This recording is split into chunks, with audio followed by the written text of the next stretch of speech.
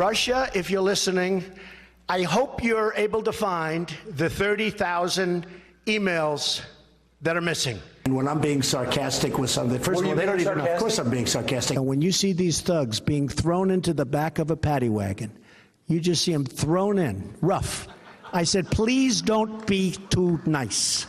I believe he was making a joke at the time. They were like death and un-American. Un-American.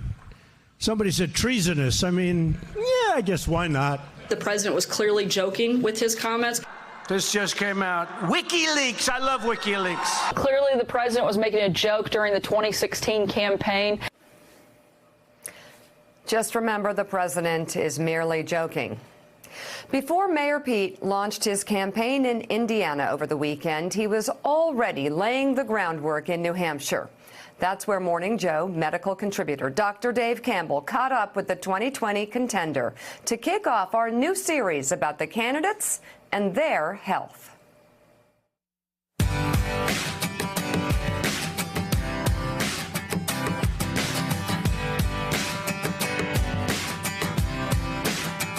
This young person is smarter than all the old people I've ever met. I have found him extremely engaging. He's exactly the type of person we need in Washington now. I like his morals, his values. The thing that resonates with me the most is when he talks about the future. I'd like to hear more about his foreign policy because I feel like that's a big part of the president's job. He's an intelligent person. He doesn't speak down to people. And he also is trying to promote the Christian left as opposed to the Christian right. I first met Mayor Pete on a recent evening in Manchester, New Hampshire. The 37-year-old mayor of South Bend, Indiana, is a Harvard-educated Rhodes Scholar. He is the first openly gay millennial candidate for president. A deeply religious person, we talked life, family, service, policy, his health, and the future of healthcare in America. The bottom line is we need to make sure everybody gets great healthcare, and that's an easy thing to say, but the mechanics of delivering it aren't so simple. The whole idea of Medicare for All is saying, how do we make sure everybody has some kind of coverage guaranteed to them? If you're part of America, one of the things America does for you is we make sure that you have coverage. How do you stay healthy on the trail? You've got a tough schedule. Look, obviously campaign life puts a lot of pressure on somebody's mental health, and I think a lot about how to stay rooted. Part of it's time management, making sure you have a decent amount of sleep, maybe not as much as I'd like, but enough that I can function. Making sure I'm in touch with the things that are really important in my life, especially my marriage, my family, my parents, my mother, and also faith, I think, is part of that. At least it is for me. You gotta, and physical exercise, of course, is part of how you can take care of your mental health. Diet. Really important. Try to do the right thing. I think in my case it's only possible when there's a little cheat day every now and then. But and when you cheat, what do you like? What's your favorite snack? Oh, we got this cheeseburger place in South Bend that's just irresistible to me. So it's a treat. Smoking? You don't smoke. I'm guilty of a cigar. Cigar every now and then. But that's about it. Let's start walking back. Okay. I know you have a lot to do. Thank you so much. I'll see you in the back. I appreciate that. Thank you. Tell some friends. The values of our party are the right values. Yeah. But maybe we got to find a new way to talk about some of those things. Can I look to you to help me make a few friends around this state? We're here with Mayor Pete. The museum is full with 300 people. There are another 100 people outside. This event has grown dramatically all around Mayor Pete. I'm probably not what you picture when you're thinking about your next president. All right. Well, then we're getting somewhere. I hope I can count on you, and I'm thankful for you being here. Thank you. Well, there's certainly a lot of enthusiasm for that generational energy. What excites me most is it's not only coming from younger voters. We're seeing that. We're also seeing people my parents' age who would love nothing more than to support the kind of generational change that's going to keep our eyes on those issues that are going to matter in the future. Elected at 29, no mayor has ever run and won their party's nomination for president in our history, nor has anyone under the age of 43 ever been president. This former intelligence officer in the United States Navy Reserve served in Afghanistan in 2014. His military experience has trained him well for the campaign trail.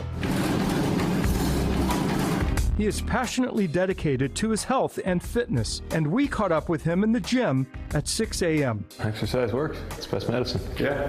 Problem is finding time to do it. I don't know how you do it. How are you going to do it? You have months to go here. Yeah, well, I got a running group back home, so that helps. You know, the biggest thing that gets me past the snooze button is knowing somebody's waiting on me. Yeah. But with me on the road so much, I think we're going to have to make sure that at least every so many days there's some gym time in there. My kind of Bible for working out is the guide that the Navy puts out for kids who want to go to BUD/S and be in the SEAL program.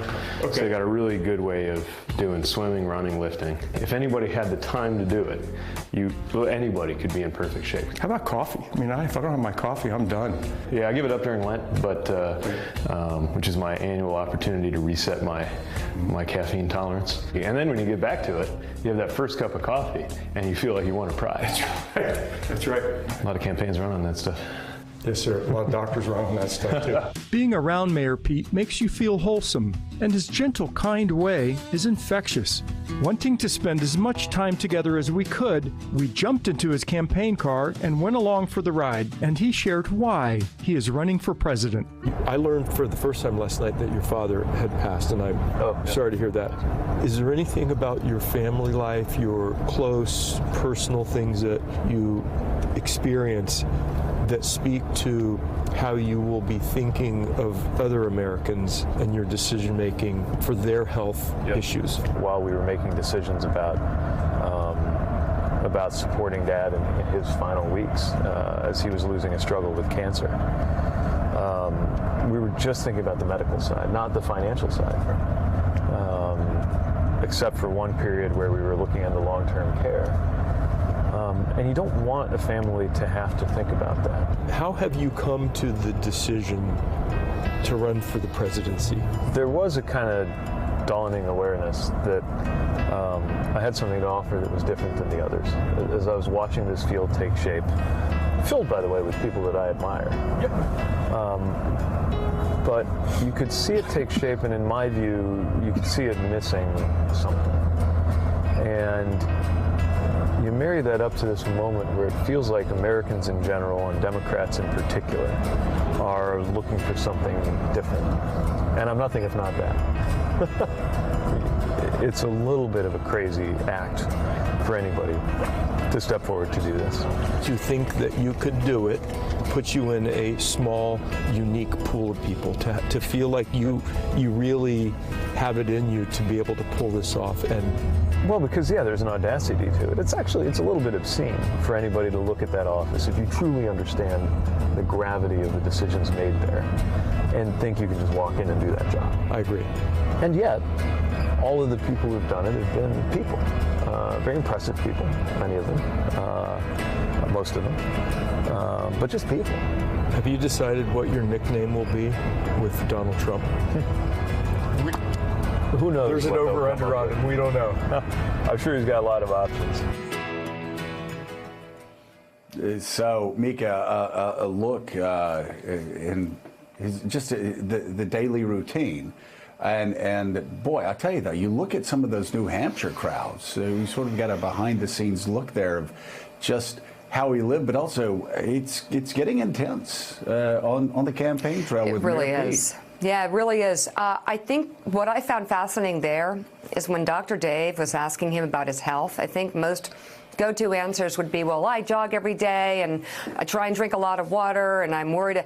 He went right to mental health, which is something that I've been really focused on in Know Your Value, because it is really the root of all your health issues. It starts with your mental health. And he went right there and then went from mental health to faith in terms of his physical health, which I found absolutely fascinating. Well, and you know, Eddie, for so long it seems the Democrats have ceded the ground on the national level of faith to a Republican Party who aggressively claimed it as their own. That is one thing that certainly is different with Mayor Pete, and we saw it there again. We asked about his health. He talked about his spirituality as well. You know, I think it's interesting. It's not just simply Mayor Pete. We just heard Amy Klobuchar in the last segment invoke grace, that he pursued grace. We hear Cory Booker on the campaign trail talking about love, trying to elevate the discourse, trying to, in some ways, take up a religious language that's not necessarily tethered to a tradition, but to say that the Democrats, which has often been a group thought of as the secular side of American politics, actually talking about family values, actually talking about religious commitments. And what I love about the way in which Mayor Pete does it, he is unabashed. He's unashamed in the way in which he embraces his religious identity. And then he links it and tethers it to, right, his own political and progressive campaign and commitments. So I think this is, it's interesting, Joe. I think it's an interesting path forward for the Democratic field. It is a transformational path. And, you know, Mika, we heard Nancy Pelosi several years ago starting to talk more about faith as it was connected with the Democratic Party. But you are hearing Amy Klobuchar talking about the grace of God, Mayor Pete talking about his religious faith, other Democrats doing the same thing. It's almost as if the Republican Party, for the first time in a generation, opened themselves up to a weakness in this side of the electorate, really for the first time since Jimmy Carter ran in 1976, by embracing a man that is perhaps the most secular candidate in Donald Trump in the history of this republic. And you can read an essay from Dr. Dave on our site, joe.msnbc.com, all about his experience with Mayor Pete. Up next, a month and a half after the collapse of the Hanoi summit, President Trump and Kim Jong-un say they are ready to try again. We're back in 2 minutes. Thanks for checking out MSNBC on YouTube, and make sure you subscribe to stay up to date on the day's biggest stories. And you can click on any of the videos around us to watch more from Morning Joe and MSNBC. Thanks so much for watching.